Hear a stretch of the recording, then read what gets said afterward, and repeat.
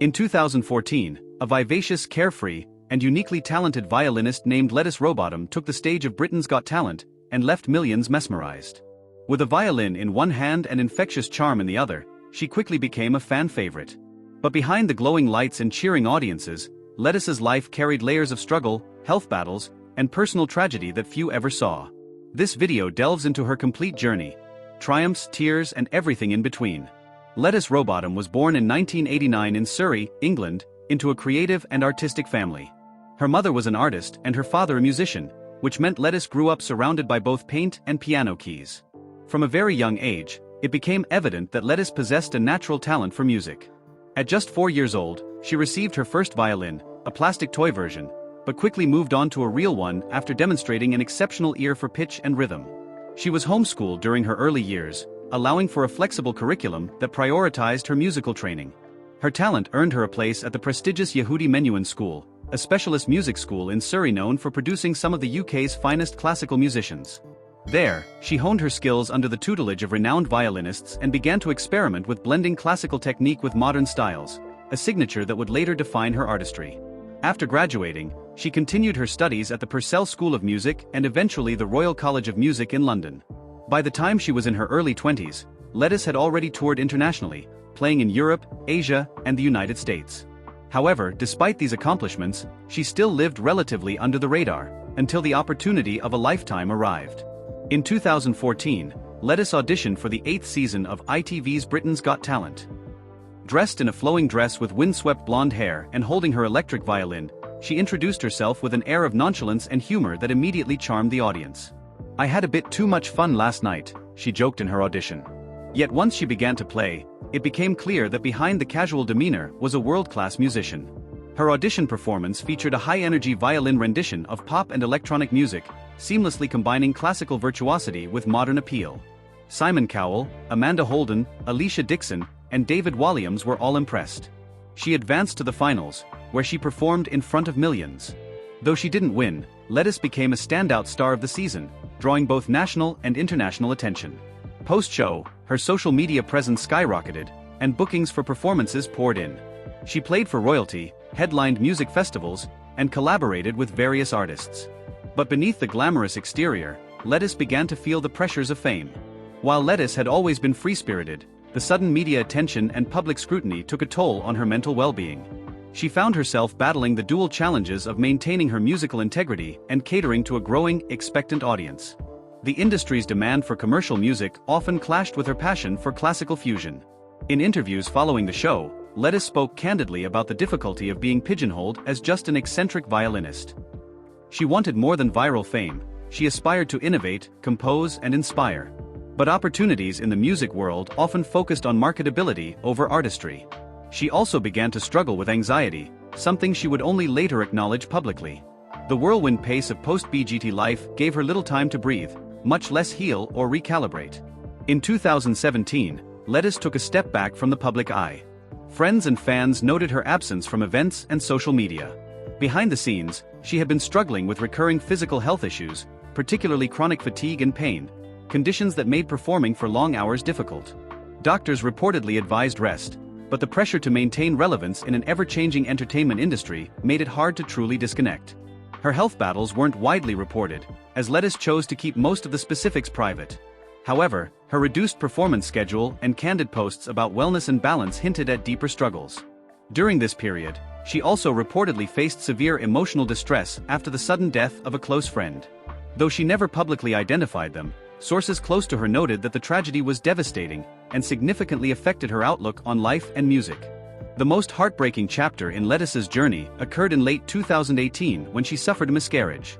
It was a private tragedy, only disclosed later in an interview where she shared how the loss had ripped her world apart. "I was in the middle of trying to rebuild myself, trying to come back to music and center my identity. And then I lost the one thing that gave me hope," she said through tears. The miscarriage, coupled with her ongoing health battles, led her into a deep depression that lasted well into 2019. Friends described this period as the darkest of her life. She isolated herself, and music, once her greatest solace, felt hollow and meaningless. By 2020, Lettice began to find small rays of light. Therapy, support from family and friends, and a renewed connection to spiritual practices helped her start the healing process. She began performing again, though on her own terms, often doing virtual shows and intimate performances rather than massive public events. She also started composing new music that reflected her journey, pieces filled with both sorrow and resilience. In 2021, she released an EP titled Phoenix Strings, which became a symbol of her rebirth. The EP was critically acclaimed by niche classical and fusion music communities. It featured original compositions as well as covers that blended deep emotional intensity with technical mastery. Since 2022, Lettice has shifted some of her energy toward advocacy, particularly for mental health awareness and music education. She began partnering with schools and organizations to offer workshops, often speaking about the healing power of music. In interviews, she emphasized the importance of not just teaching children how to play, but how to express themselves through music. "I want kids to know that their uniqueness is their power.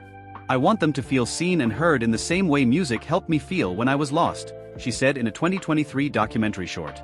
As of 2025, Lettice Rowbotham lives in the English countryside with her partner and 2 rescue dogs.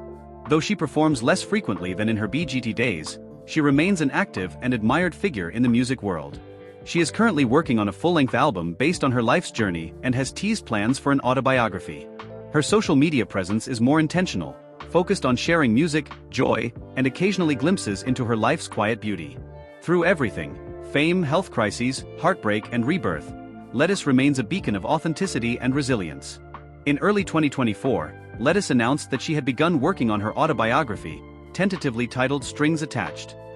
The memoir promises to be a deeply personal account of her experiences, from her childhood and education to her rise in music, her silent battles, and how she eventually reclaimed her joy. In tandem, Lettice launched the Fusion Strings Foundation, a non-profit organization focused on offering scholarships and emotional support for young musicians from disadvantaged backgrounds. The foundation hosts workshops, provides instruments, and connects youth with mentors. "Music gave me a lifeline. This foundation is my way of throwing that rope to someone else," she shared during the launch event. Lettice Rowbotham's impact goes beyond viral performances or media coverage.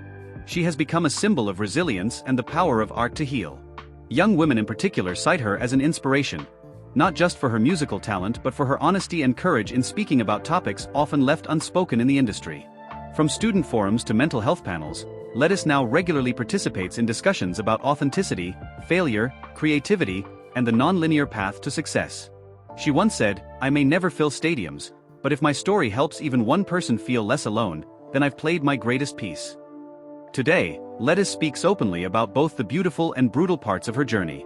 She describes herself as a work in progress, an artist who finds strength not in perfection, but in persistence. She continues to explore new genres, writes poetry, and meditates daily. Music is still her sanctuary, but now it's also her message. In her own words, "I no longer play to be seen. I play to be felt." With a growing body of original compositions, an upcoming autobiography, and a foundation that's already making a difference, Lettice Rowbotham's legacy is steadily forming. She has been recognized by the UK Arts Council for her contributions to the fusion of classical and contemporary music and has received awards from various non-profits for her advocacy in mental health awareness. Young musicians now refer to her unique style as Rowbotham Fusion, a genre that doesn't just blend classical and electronic, but also storytelling and raw emotion. Her workshops have inspired countless young violinists to think outside the traditional framework and play from the soul. Lettice Rowbotham's story is one of glitter and grit. From the sparkling lights of Britain's Got Talent to the silent struggles of illness and loss, she has lived a life of contrasts. But through it all, her music never stopped flowing. And for Lettice, that melody of survival, hope, and artistry is perhaps her greatest performance of all. Thank you for joining us on this emotional and inspiring journey through the life of Lettice Rowbotham.